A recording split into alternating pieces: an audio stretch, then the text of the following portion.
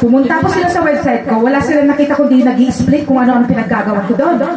So sabi nila, paano nga tayong pagkatiwalaan ito? Entertainer siya. How can she be capable of leading kung ano yung trabahong bibigay natin bilang managing director? So ang nangyari po, pinadalhan po ako ng 8 pages na personal assessment test. Natakot ako, sabi ko, naku, ano ba to? Paano kung hindi ko nakapasa? Hindi na kailangan kasi naging valedictorian naman ako nung ako'y nag-aaral pa. So, akala ko sapat na yon, di ba? To prove myself. Pero of course, sabi nila, it is a must. Kailangan talaga requirement yun. After 4 days, dumating po yung resulta. Ito po, talagang especially mention yung final na naging result mismo. If Philippines would need a militarist, extreme authoritarian, so ibig sabihin, kailangan pala ng isang Marcos, diktator. Diba? Extreme authoritarian at perfectionist, yun ang naging ng aking result. So sabi nila, ganito lang pala ang nakikita nila sa showbiz, pero they don't know na I am capable to lead as a commander. Hindi nila alam na nung ako'y nasa school pa po, lagi po ako yung mayor, president, ako, you name it. Basta ako yung leader lagi. Ako lagi nangunguna. So, hindi man natupad yung pangarap ng tatay ko na maging lawyer, okay, naging politiko. Pero nung binaril po siya, sabi ko, hindi ako papasok bilang politiko. Kasi baka mamaya pati ako barilin din. Pero I can still continue kung ano yung naging pangarap niya sa akin na maging leader sa pamamagitan po ng Mystica Charity Foundation ko. Kasi ano bang hangarin ng mga nasa politiko? Diba? Nasa politika diba? Para makatulong sa kapwa-tao, para kung makaano yung mga projects ng mga para at least magkaroon ng benefit yung mga tao. So ngayon, yun po ang ginagawa ko ngayon. So, dahil po sa ako'y lagi na lang yung pag-feeding o kaya medical missions o kaya ano yung mga ginagawa ko. So, naisip ko rin po na pumunta-punta sa mga kanya-kanyang event.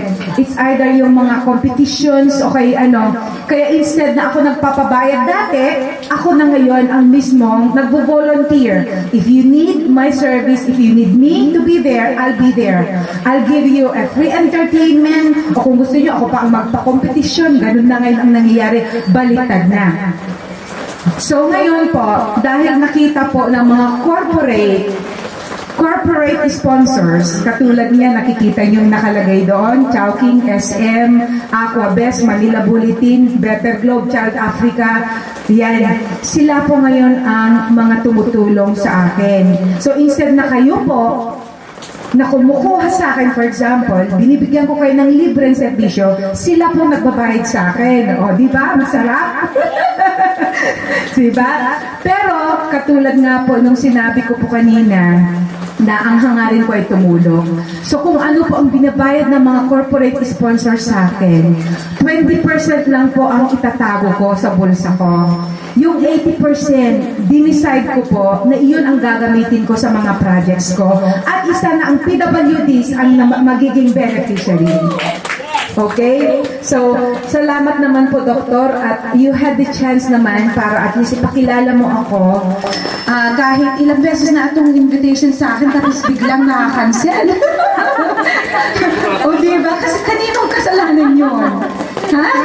Si Sister ata Si Sister ata. Kasi everytime na nag-giveaway si Doktor, sabi ko, Dok, akala ko pa tapos sorry, cancel ulit, postpone.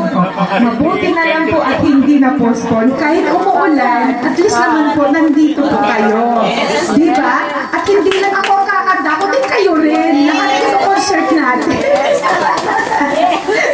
Okay, maraming salamat po. At saka, Doktora, thank you so much again.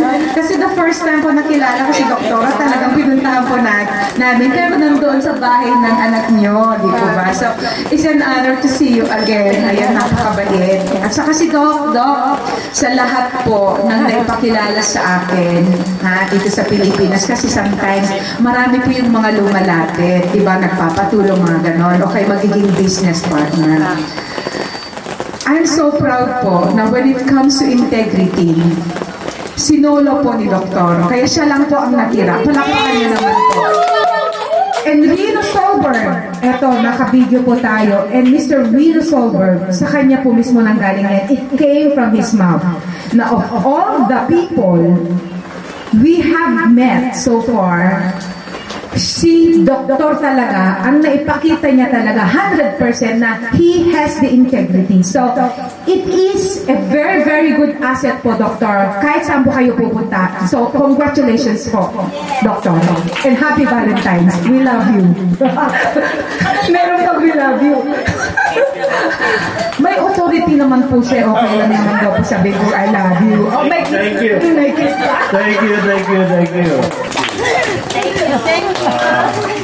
That is a very heartwarming message. I am sure we'll go a long way. Siamdong will be very much behind the activities of Better Globe. So, gusto ko rin pakilala ang ating kaibigang na rin kasama, Attorney Jessica. Ang dami namin kailangang programa, medyo na-outlook lang because of changes in politics and all that. Pero I'm sure, nandiyan lang, it's a matter of time. Jessica, please say something. What you are doing now at the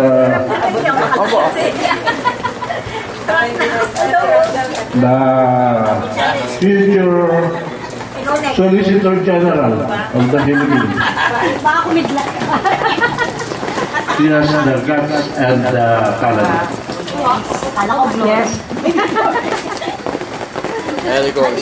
Hi, thank you very much po for that very nice introduction. Alam mo, kakatawa.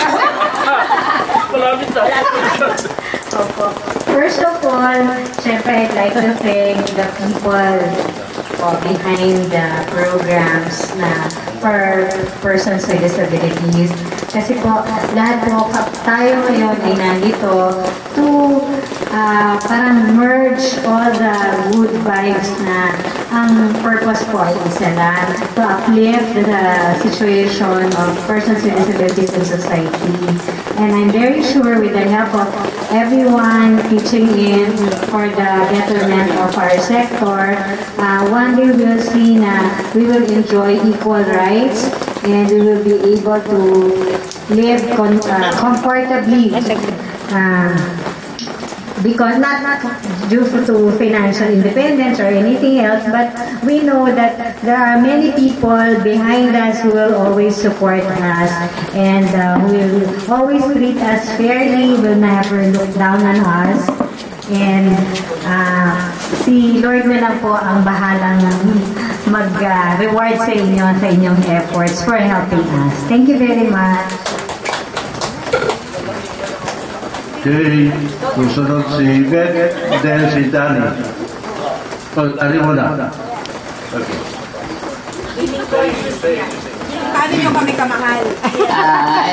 Ako naman po talagang matagal na ako sa pakikipaglaban dyan sa City Hall para sa mga may kapansanan. Kasi po, noong pang ilang dekada na yan na talagang ang sinusulong namin ni Pare Arnel yung karapatan ng may kapansanan. Hanggang sa napalitan na kami, naiba na, nandito pa rin kami, nakasuporta pa rin. At bilang kagawad ng barangay, talagang inilalagay ko na malaman o ano ng local government na yung karapatan ng may kapansanan, malaman nila at matutunan nila. Kasi unang-una, diyan lang sa local government, hindi nila nalalaman yung karapatan ng may kapansanan. Yung dapat ma-educate sila sa ganitong batas. Kasi nakakalungkot. Maraming may kapansanan dito sa Caloocan, pero nasa kalsada pa rin namamalimot. Yun ang ayaw namin mangyari sana.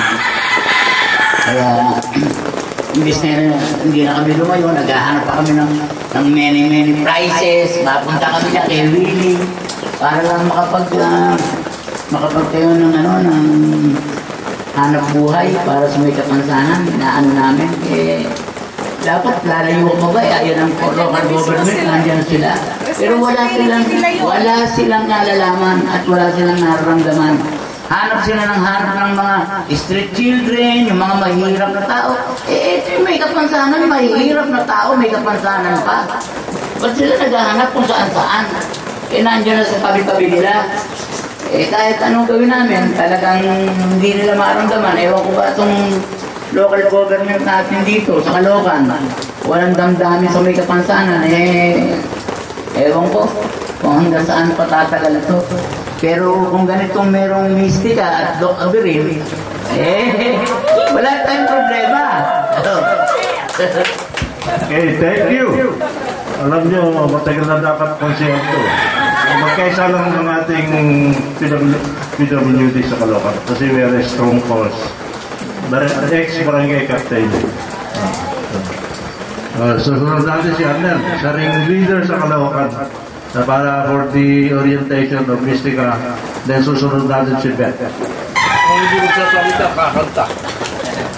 Hello, magandang araw kay Mystica, kay Doc Abirin, sa bawat isa, kay Atty. Jessica, kay Kagawad. Maraming salamat kami na imbitihan sa Shando. Hinihintay namin ng December. Kaya lang, nagkaroon pala ng problems. Pero buti naman at natuloy, tulad ng sinabi ni Paring Danny, na nagkaroon ng bagong pamunuan sa Caloocan, pero andun pa rin kami. Pinalungkat namin yung mga batas, may ordinansa, may Republic Act, pero yung implementation, parang tabang na tabang yung mga local governments, pagkakat meron ng mga letters galing sa DILG, hindi pa rin sila kumikilos, tinanong kung kami attorney kung ano na dapat gawin. Pero sabi niya, ulitin niyo pa rin. At ngayon, dahil nandiyan si Mystica, meron tayong bagong kapartner sa karapatan ng may kapansanan na umaasa kami in a long way magagawa rin ang mga dapat magawa. Magandang araw po.